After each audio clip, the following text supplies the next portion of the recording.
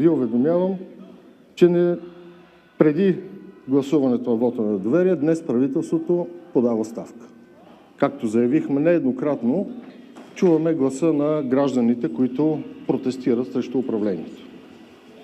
Чуваме го осъзнато. Затова и трябва да бъдем на висотата на техните искания. Техните искания са оставка на правителството. Това е настоящия момент. За оставката глас издигнаха и млади, и стари, хора от различни етноси, от различни религии. Затова тази гражданска енергия трябва да бъде подкрепена и трябва да бъде поощрена. Това го заявих и вчера пред министрите от кабинета, това го заявявам отговорно и в момента. Трябва да бъде поощрена, защото